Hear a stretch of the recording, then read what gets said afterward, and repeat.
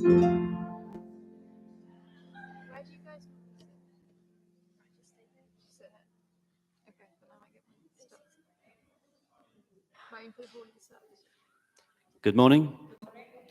Good to have you with us this morning. Many of you will be aware today is Remembrance Sunday.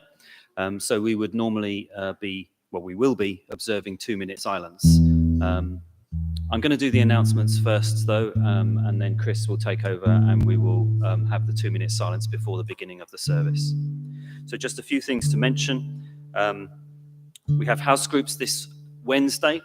So if you've already been to a house group and you've not been told that your house group has changed, then just go to the one that you went to before. If you haven't been to a house group and you would like to, then come and see myself and Chris and we will make some arrangements. Morning prayer meeting will be taking place this coming Saturday from 9 till 12, and all are welcome to that. We don't expect you to stay for the whole 3 hours, but if you're able to come for one of those hour slots, that would be really great.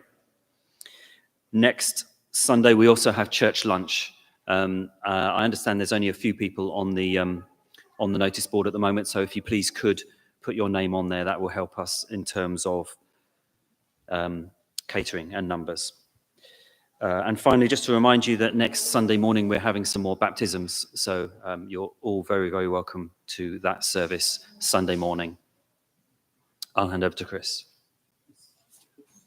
Thank you, Richard. And we also have a visiting preacher here this morning, Phil Hammersley, whom some of you know a little bit because he's been here twice before.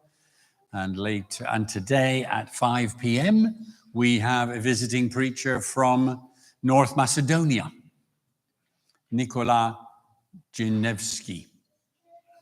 He will speak tonight.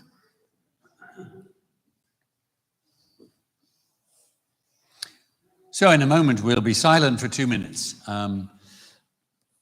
We want to remember those who fought and died for this country in 2 terrible world wars in the 20th century, and people from here and other places who have fought in and died in other just wars since then.